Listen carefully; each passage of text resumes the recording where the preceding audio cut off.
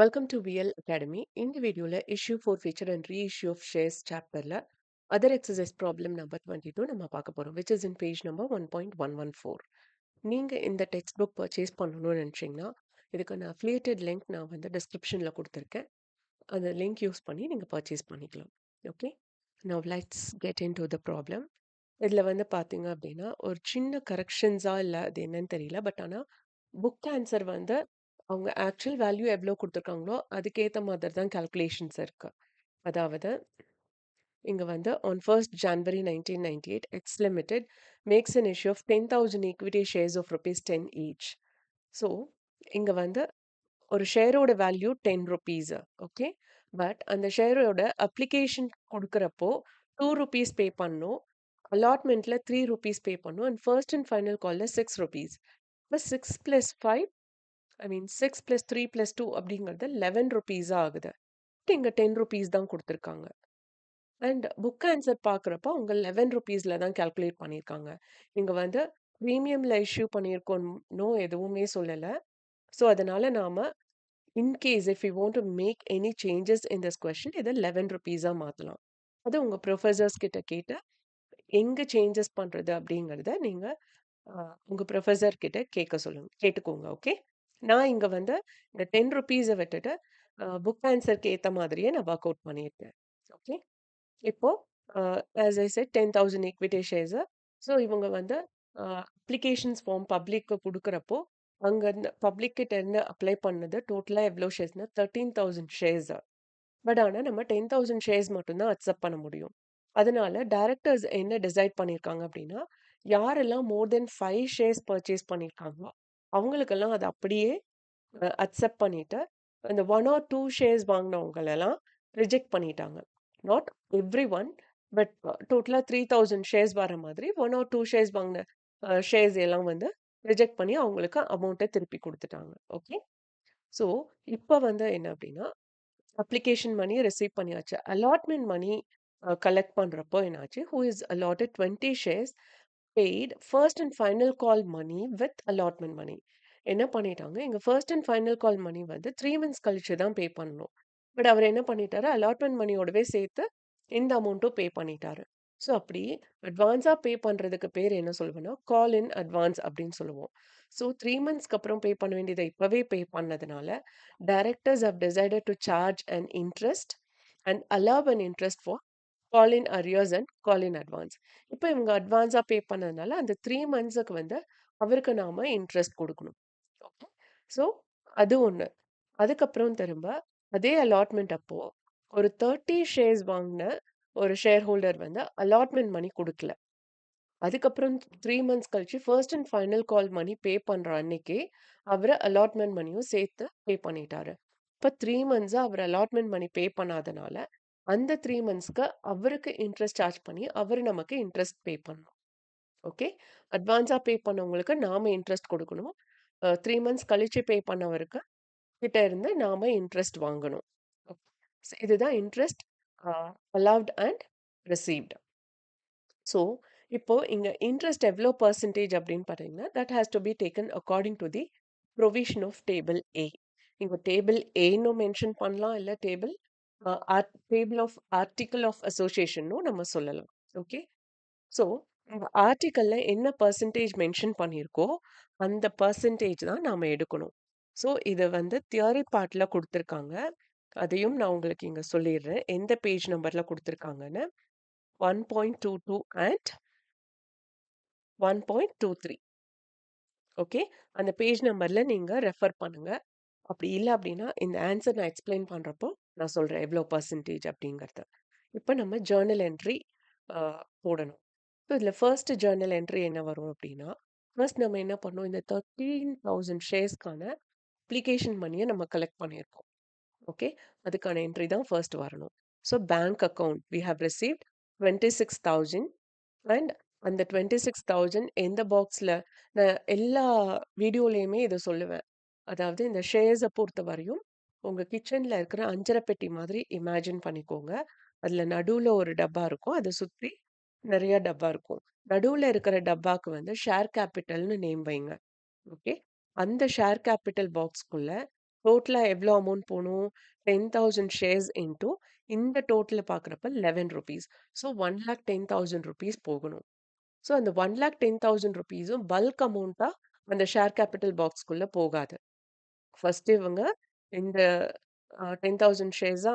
So இது ₹20,000 அதுக்கப்புறம் ₹30,000 அதுக்கப்புறம் ₹60,000 இப்படி 3 விதமா தான் அமௌண்ட்ட கலெக்ட் பண்ணி ஃபைனலா நம்ம அந்த ஷேர் கேபிட்டல் பாக்ஸ்க்குள்ள போடுவோம். நாட் ஃபைனலா கலெக்ட் பண்ண எவ்வளோ அமௌண்ட் அதுக்குள்ள போகணுமோ, அவ்வளோ அமௌண்ட்ட நம்ம அதுக்குள்ள எடுத்து போடுவோம். இப்படி ஒரு இமேஜினரி திங்ஸ் வச்சுட்டீங்கன்னா, உங்களுக்கு ரொம்ப ஈஸியா இருக்கும். நம்ம கையில கேஷ் வருது, அத எடுத்து அந்த அஞ்சர பெட்டியில எந்த பாக்ஸ்க்குள்ள போடணுமோ, அந்த பாக்ஸ்க்குள்ள போடணும். அந்த பாக்ஸ்லேருந்து ஃபைனலா நம்ம ஷேர் கேபிட்டல் பாக்ஸ்க்குள்ள போடணும். இப்படி ஒரு இமேஜினரி வச்சுக்கோங்க. ஸோ தட் உங்களுக்கு ஈஸியா ஜர்னல் என்ட்ரி போடலாம்.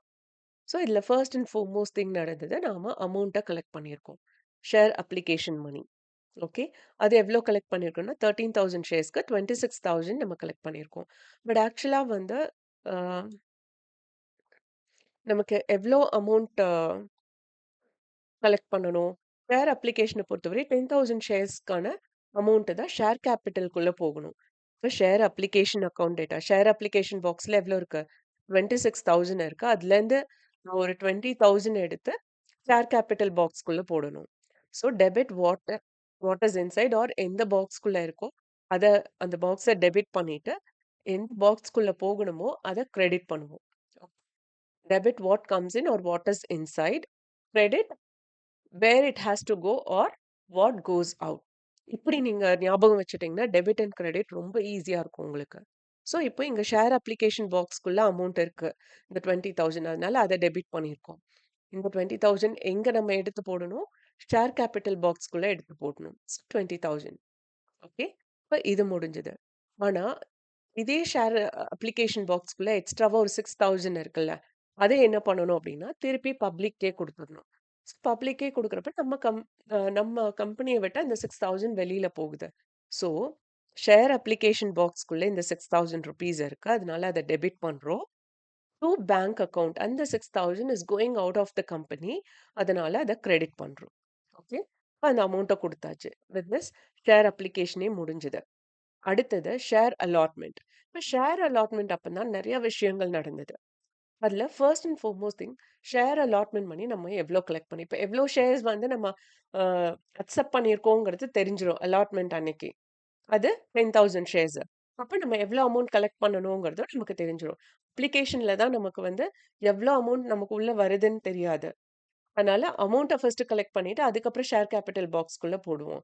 இங்க அந்த அலாட்மெண்ட்ட பொறுத்தவரையும் எவ்ளோ ஷேர்ஸ் வரணும், அந்த amount I mean share allotment money எவ்ளோ அமௌண்ட் ஷேர் கேபிட்டல் போகணுங்கிறது நமக்கு தெரிஞ்சிடும். ஸோ அப்படி இருக்கிறப்ப இங்க ஏன் இது வந்து நமக்கு தெரிஞ்சிடும் அப்படின்னு நான் ஷேர் அலாட்மெண்ட்ல சொல்றேன் அப்படின்னா, இங்க 10,000 ஷேர்ஸ்க்க விட அதிகமா வந்ததுனால நம்ம 10,000 ஷேர்ஸ் அக்செப்ட் பண்ணுவோம். பட் சில இதுல அண்டர் சப்ஸ்கிரிப்ஷன் இருக்கும். 10,000 ஷேர்ஸ் பப்ளிக் இஷ்யூ பண்ணி அதுல கம்மியா தான் சப்ஸ்கிரைப் பண்ணியிருக்காங்கன்னா, நம்ம என்ன பண்ணுவோம்? ஆர் சம் அதர் ரீசன் நம்ம சில ஷேர்ஸ ரிஜெக்ட் பண்றோம். அது அண்டர் சப்ஸ்கிரிப்ஷனாவே இருந்தாலும். ஸோ அந்த மாரி நேரத்துல, இந்த அலாட்மெண்ட் நேரத்துல தான் அது கன்ஃபர்ம் ஆகும். அப்ளிகேஷன் இதுல ஆகாது. அதனால தான் அலாட்மெண்ட்லேருந்து எப்பவுமே நமக்கு எவ்ளோ அமௌண்ட் வரணுங்கிறதுக்கான என்ட்ரி ஃபர்ஸ்ட்டு.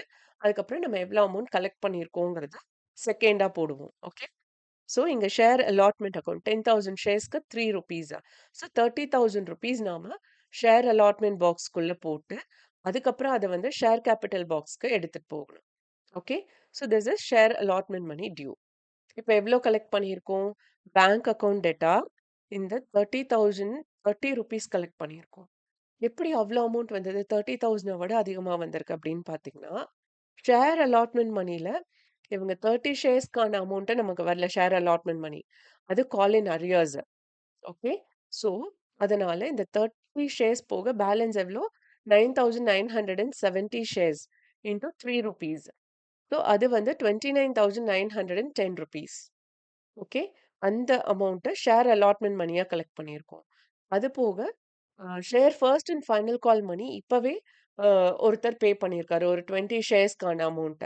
அத வந்து நம்ம கால் இன் அட்வான்ஸா போடுவோம். கால் இன் அட்வான்ஸ்ங்கிற பாக்ஸ்க்குள்ள இந்த ₹120 போடுவோம். அண்ட் ஷேர் அலாட்மெண்ட் பாக்ஸ்க்குள்ள நம்ம போட வேண்டிய அமௌண்ட் 29,910 ரூபீஸ் தான். ஏன்னா 30 ஷேர்ஸ்க்கான அமௌண்ட் நமக்கு வரல. ஓகே. இப்போ இதுதான் அதுக்கான என்ட்ரி. அடுத்தது இந்த வராத ஷேர்ஸ் இருக்கு இல்லையா? அதுக்கு ஒரு என்ட்ரி போடணும். So call in arrears account அது வந்து 90 rupees. To share allotment. Share அலாட்மெண்ட்க்கு போக வேண்டியது. Credit what goes out. அது வந்து ஷேர் அலாட்மெண்ட் பாக்ஸுக்கு போக வேண்டியது. பட் அது என்னவா இருக்கு? கால் இன் அரியர்ஸா இருக்கு. கால் இன் அரியர்ஸ்னா அந்த அமௌண்ட் வரலன்னு அர்த்தம். அப்- அப்போ நம்ம வந்து என்ன பண்ணணும்? கால் இன் அரியர்ஸ் பாக்ஸ்க்குள்ள வர வேண்டிய அமௌண்ட் 90 ரூபீஸ்ன்னு நம்ம மைண்ட்ல வச்சிருக்கணும். அதுக்கான என்ட்ரி தான் இது. ஓகே. அண்ட் அடுத்தது பார்த்தீங்க அப்படின்னா, share first and final call. So share first and final கால பொறுத்தவரையும், ஆ எவ்வளோ அமௌண்ட் வரணும்? ஸோ அ ₹6 ஒரு ஷேருக்கு. அப்ப 10,000 ஷேர்ஸ்னா ₹60,000 வரணும். So share first and final call account data to share capital account. So share first and final call பாக்ஸ்லேருந்து ஷேர் கேபிட்டலுக்கு போக வேண்டிய அமௌண்ட் 60,000. பட் நாம எவ்வளோ கலெக்ட் பண்ணோம்? அந்த அன்னைக்கு நமக்கு கைக்கு வந்த அமௌண்ட் வந்து ₹59,970. இந்த அமௌண்ட்லேருந்து ஷேர் ஃபர்ஸ்ட் அண்ட் ஃபைனல் கால்க்கு போ வேண்டிய அமௌண்ட் எவ்வளோ? Sorry, this is 59. ஸோ ₹59,880 தான் ஷேர் ஃபர்ஸ்ட் அண்ட் ஃபைனல் கால் பாக்ஸுக்கு போயிருக்கு இந்த அமௌண்ட்ல இருந்து. பேலன்ஸ் ₹90 வந்து ஷேர் அலாட்மெண்ட் பாக்ஸுக்கு வேண்டியது. கால் இன் அரியர்ஸ்ல நம்ம வச்சிருந்தோம் இல்லையா ₹90 வராம இருக்கு அப்படின்னு. அந்த ₹90 இப்போ வந்துருச்சு. அத எடுத்து நம்ம ஷேர் அலாட்மெண்ட் பாக்ஸ்ல போடணும். Okay. So it has to go to share allotment box. அதனால ஷேர் அலாட்மெண்ட்ட கிரெடிட் பண்ணியிருக்கோம். This amount has to go to share first and final call. Already call in அட்வான்ஸ்ல ஒரு அமௌண்ட் இருக்கு இல்லையா? அதையும் எடுத்து இதுல போட்டு நம்ம ஷேர் கேபிட்டலுக்கு 60,000 போட்டுருவோம். பட் அத இங்க கொண்டு வர்றதெல்லாம் நம்ம என்ட்ரில காட்ட வேண்டியதில்ல. அண்ட் நெக்ஸ்ட் பார்த்தீங்க அப்படின்னா, interest on call in advance and interest on call in arrears. So இது வந்து லைக் எப்படின்னா, ஆஸ் பர் டேபிள் ஏ இது நான் உங்களுக்கு சொல்லியிருக்கேன். அந்த பேஜ் நம்பர்ல எவ்வளோ பெர்சன்டேஜ்ன்னு ரெஃபர் பண்ணியிருக்காங்கன்னு. கால் இன் அட்வான்ஸ பொறுத்து நீங்க இத ஒரு ஸ்பேஸ் விட்டு வச்சுக்கோங்க. ஜர்னல் என்ட்ரீஸ் நீங்க லைனா போடுறப்போ, கொஞ்சம் ஸ்பேஸ் விட்டுட்டு அதுக்கப்புறம் வொர்க்கிங் நோட் போடுங்க. அதாவது இன்ட்ரெஸ்ட் கால்குலேஷன். இதுல இன்ட்ரெஸ்ட் ஆன் கால் இன் அட்வான்ஸ்க்கு பார்த்தீங்க அப்படின்னா,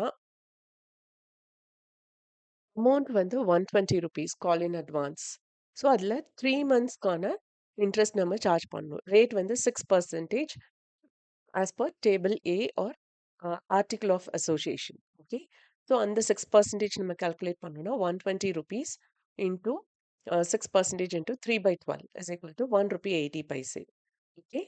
இது call in advance அப்படிங்கிறதுனால நாம கொடுக்கணும். So, this ₹1.80,000 will go out. அதனால பேங்க் அக்கவுண்ட்டை நாம கிரெடிட் பண்ணியிருப்போம். இது வந்து இந்த ₹1.80 வந்து நம்ம கையில இருக்கு. என்னவா இருக்குன்னா, interest on call in advance account. That is going out in the form of cash. Okay. அதனால பேங்க் அக்கவுண்ட்ட நாம கிரெடிட் பண்ணியிருக்கோம். அடுத்தது கால்குலேஷன் பார்த்தீங்க அப்படின்னா, interest on call in arrears. Call in arrears எவ்வளோ? அலாட்மெண்ட் அன்னைக்கு பே பண்ணாதது ₹90. ஓகே. அந்த ₹90க்கு 3 மந்த்ஸ்க்கு 5% கால் இன் அரியர்ஸ பொறுத்தவரையும், ஆர்டிகிள் ஆஃப் அசோசியேஷன பொறுத்தவரை according to the article of association 5%. So ₹90 into 5% into 3/12 is equal to ₹1.13. So அதுக்கான என்ட்ரி இது. ஸோ இது வந்து கால் இன் அரியர்ஸ் அவங்க பே பண்ண வேண்டியது பே பண்ணாம இருக்காங்க அப்படின்னா, அதுக்கு நாம இன்ட்ரெஸ்ட் கலெக்ட் பண்ணுவோம். ஸோ அந்த இன்ட்ரெஸ்ட் வந்து நமக்கு கம்பெனிக்குள்ள வருது. So cash is coming inside. So அதனால பேங்க் அக்கவுண்ட்ட டெபிட் பண்ணியிருக்கோம். இந்த ₹1.13 13 பைசே வருது இல்லையா? இது எங்க போகும்? Interest on call in arrears account பாக்ஸ்க்குள்ள போகும். அதனால அத கிரெடிட் பண்ணியிருக்கோம். So with this the journal entry is over and the problem is also over. And இந்த வீடியோ வாட்ச் பண்ணதுக்கு ரொம்ப ரொம்ப தேங்க்ஸ். இந்த வீடியோ நிஜமாவே இன்ஃபர்மேட்டிவா இருக்குன்னு ஃபீல் பண்ணீங்கன்னா, லைக் பண்ணுங்க, ஷேர் பண்ணுங்க அண்ட் சப்ஸ்கிரைப் பண்ணுங்க. அண்ட் மறக்காம பெல் பட்டன் கிளிக் பண்ணுங்க. ஒன்லி தென் நான் என்ன வீடியோ அப்லோட் பண்றேன் அப்படிங்கிறது உங்களுக்கு நோட்டிஃபிகேஷன்ல வரும். And if you have any doubt, please do comment. I'll try my level best to clear as early as possible. With this signing off, Dr. Shanti. Thank you once again.